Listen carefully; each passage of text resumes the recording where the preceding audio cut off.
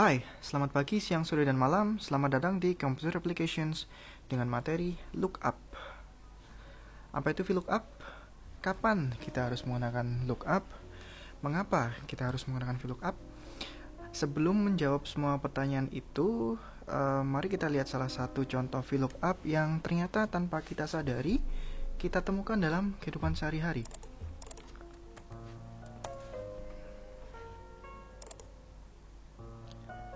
Apakah Anda pernah ke Starbucks atau semacamnya? Jika pernah, atau Anda pernah ke sebuah restoran ya, pasti Anda tidak asing dengan daftar menu. Saat seorang pembeli memesan sebuah minuman, kita pasti melakukan gerakan scanning dari kiri ke kanan. Jadi ceritanya kita sekarang bukan jadi pembelinya, kita sekarang jadi pelayan Starbucksnya. Ketika misalnya Zain Malik pesan cafe mocha ukuran venti di Starbucks, kita sebagai pelayan akan memberitahu harganya. Kita lihat dari sebelah kiri ke kanan,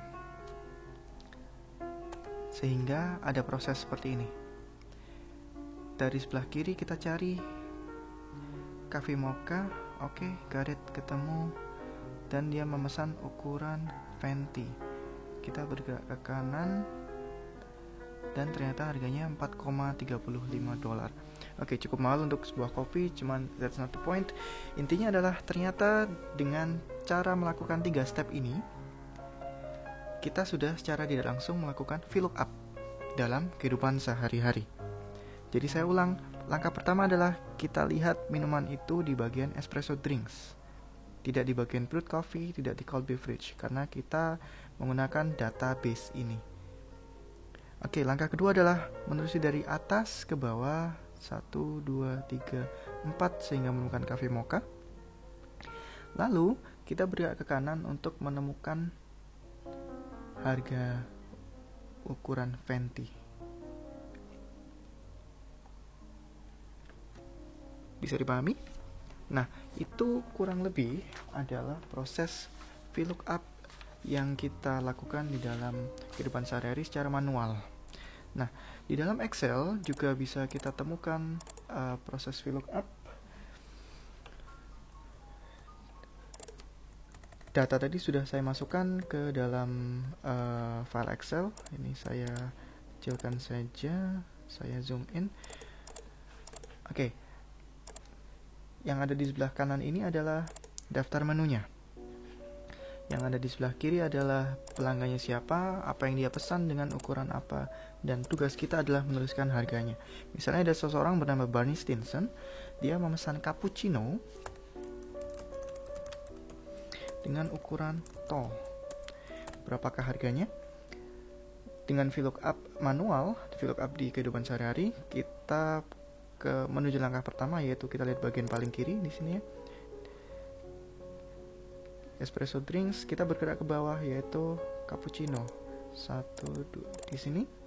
Lalu kita bergerak ke kanan untuk ukuran tall 1. Ketemu harganya 2,75. Nah, terlebih dahulu saya menuliskan rumus VLOOKUP, yaitu sama dengan VLOOKUP tentu saja. Lalu di bagian depan ada value, lalu ada tabel, bagian kedua, bagian ketiga kita punya kolom, dan bagian terakhir ada range. Tentu saja ini bukan rumus yang benar ya, ini hanya untuk memudahkan kalian di dalam mengetahui rumusnya. Jadi ada 1, 2, 3, dan 4 komponen di dalam VLOOKUP. Value yang dimaksud adalah pesanan Zain Malik pada contoh sebelumnya. Tabel tentu saja adalah daftar menu yang kita lihat sebagai acuan. Lalu kolom adalah pada kolom keberapa atau lokasi kolom tempat minuman yang dipesan. Tentu saja dalam hal ini ukurannya. Dan yang terakhir, range, kita selalu isikan dengan false. Jadi mudah sekali ya. Ada 4 komponen yang perlu diperhatikan. Lalu bagaimana memasukkannya di dalam rumus? Saya masukkan di sini ya. Saya masukkan nama pelanggan baru. Katakanlah dia memesan cafe mocha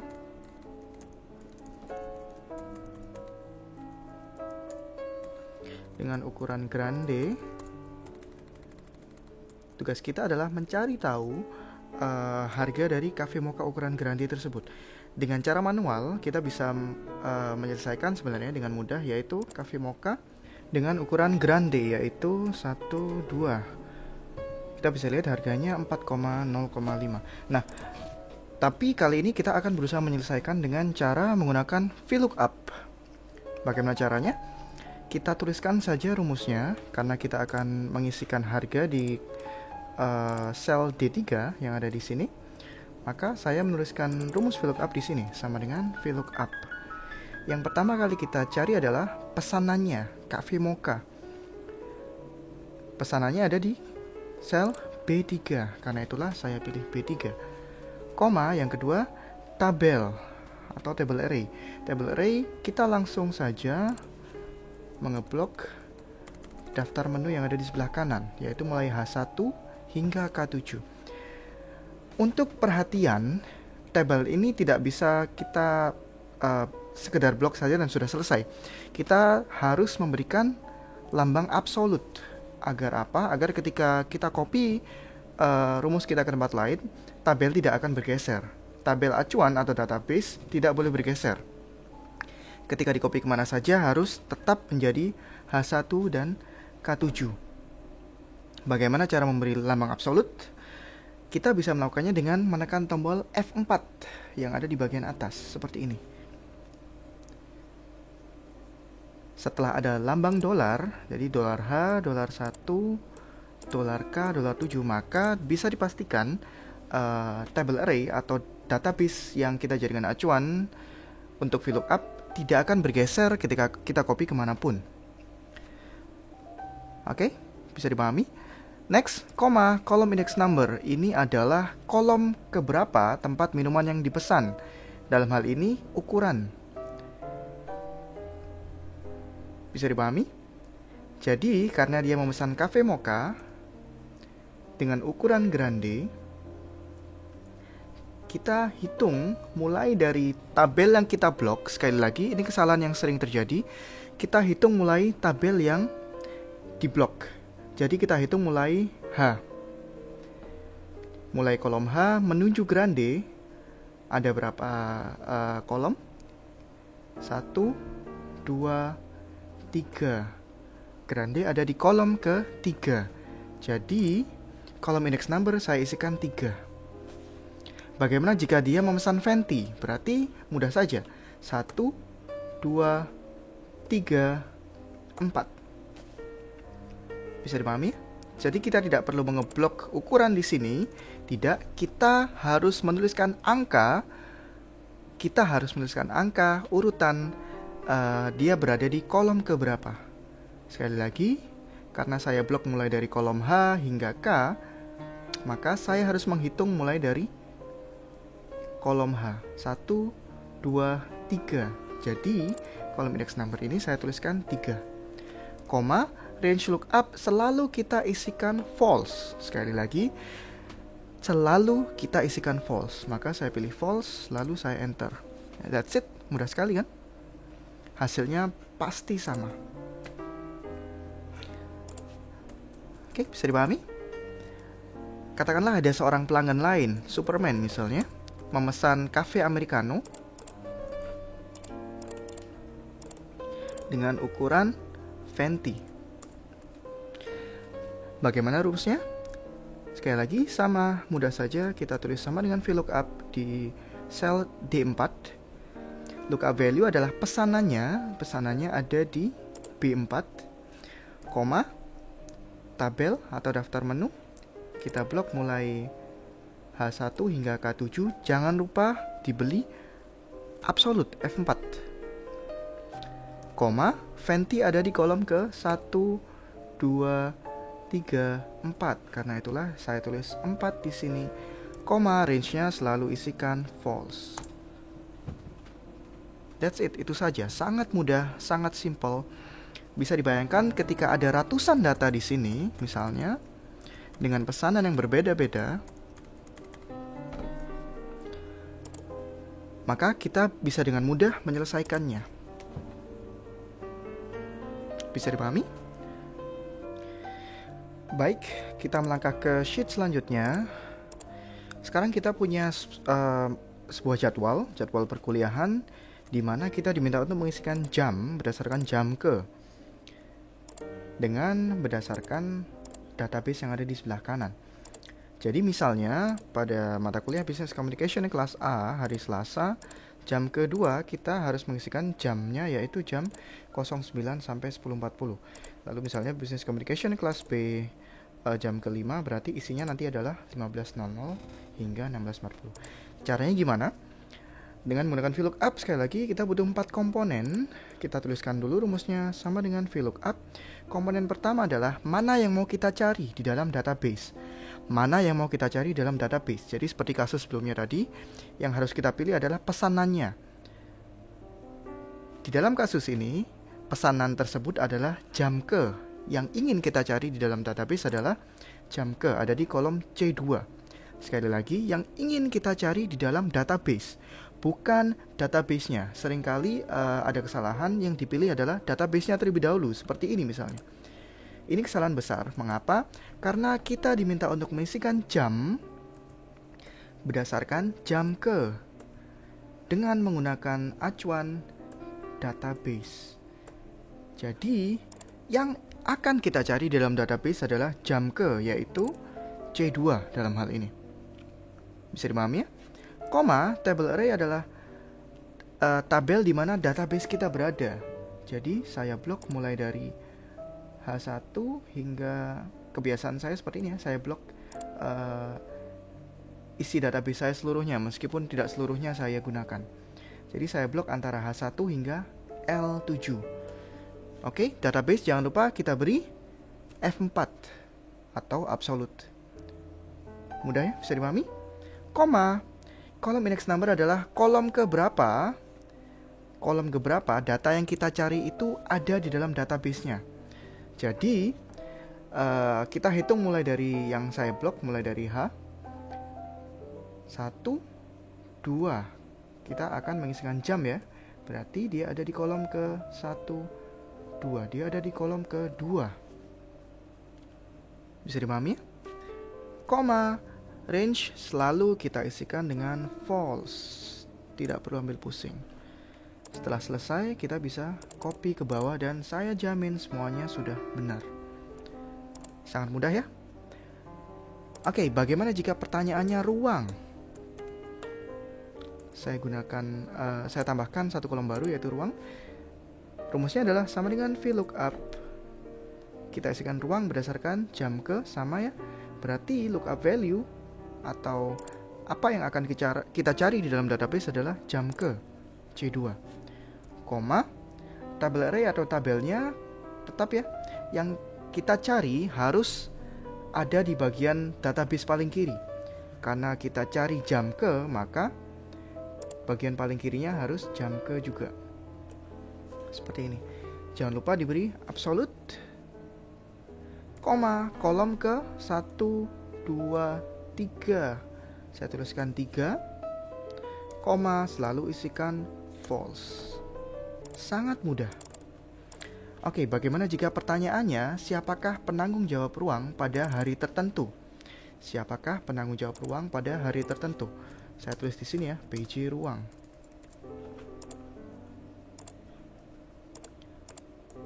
Oke, bagaimana? Saya tuliskan dulu rumusnya sama dengan VLOOKUP. Nah, karena kita akan mengisikan penanggung jawab ruang berdasarkan hari, kita mengisikan penanggung jawab ruang berdasarkan hari, maka yang saya tulis di sini adalah, atau yang saya pilih di sini sebagai lookup value adalah hari, yaitu apa yang ada di B2. Bisa dipahami sekali lagi, karena saya ingin mengisikan penanggung jawab ruang berdasarkan hari, maka lookup value yang harus saya isikan adalah B2, yaitu hari. Oke, koma, table array, hati-hati, yang kita cari yaitu hari harus berada di tabel paling kiri, harus berada di kolom paling kiri di dalam tabel yang kita blok. Berarti kita tidak boleh mengeblok mulai dari awal, mulai dari kolom H, tapi kita harus blok mulai dari kolom hari, seperti ini. Bisa dipahami ya? Oke, jangan lupa diberi absolute, koma, kolom keberapa dari kita mulai ngeblok. Kolom keberapa dari kita mulai mengeblok tabel array. Karena kita mulai mengeblok dari kolom K, maka kita harus hitung mulai dari kolom K. 1, 2. Kita tidak hitung dari depan, tapi kita hitung mulai dari kolom keberapa kita mengeblok tabel array. Sekali lagi, karena saya blok mulai dari K, maka saya menghitung juga dari K. 1, 2. Kolom index number-nya otomatis saya tuliskan 2. Koma, range lookup selalu isikan false.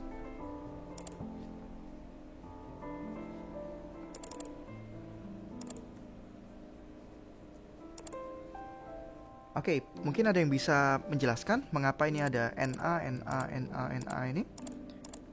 NA ini berarti not available, yang berarti data yang kita cari dalam hal ini misalnya B2 Selasa ya. Data yang kita cari tidak dapat ditemukan di dalam database. Bisa dilihat di dalam database saya tidak ada hari Selasa. Maka dari itu rumus saya tidak salah. Tetapi data yang saya cari memang tidak ditemukan di dalam database. Karena itulah munculnya NA, not available. Bisa dilihat pada data yang lain, Rabu, Kamis, Senin, semuanya keluar nama penanggung jawab uang. Karena memang data tersebut ditemukan di dalam database. Jadi tidak perlu panik ketika hasil Anda atau hasil kalian. Jadi tidak perlu panik ketika hasil kalian menunjukkan NA seperti yang baru saja terjadi pada data saya. Hal ini bukan berarti data kalian salah atau rumus kalian salah, tapi bisa berarti bahwa memang data itu tidak ditemukan di dalam database. Oke, satu kali lagi kita coba. Sekarang kita isikan hari berdasarkan ruang. Kita isikan hari berdasarkan ruang. Ini bukan tabel yang bagus ya, saya tahu. Saya hanya memberikan satu contoh agar lebih mendapatkan pencerahan. Oke, kita isikan hari berdasarkan ruang. Jadi, rumus yang saya tuliskan adalah VLOOKUP. Kita isikan hari berdasarkan ruang. Berarti yang kita akan cari di dalam database adalah ruang. Bisa dipahami ya? Yang akan kita cari di dalam database adalah ruang. Koma, table array. Masih ingat peraturannya? Bagian paling kiri harus merupakan kolom yang akan kita cari. Bagian paling kiri harus merupakan kolom yang akan kita cari. Kita akan mencari ruang di dalam database kita. Maka dari itu, bagian paling kiri harus merupakan ruang. Hingga akhirnya saya pilih K1 sampai M7 sebagai table array. Mengapa? Sekali lagi, karena kita akan mencari ruang di dalam database. Karena itu ruang harus ada di bagian paling kiri. Oke, jangan lupa diberi absolute, koma, hari ada di kolom keberapa. Kita hitung mulai dari ruang ya, mulai dari K. Hari ada di kolom ke 1, 2. Berarti saya isikan angka 2 di sini, koma, false.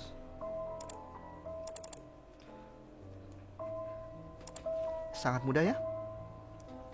Oke, mudah-mudahan materi ini bisa sangat membantu di dalam pekerjaan kalian, di dalam practical things, atau di dalam mengolah data lebih lanjut.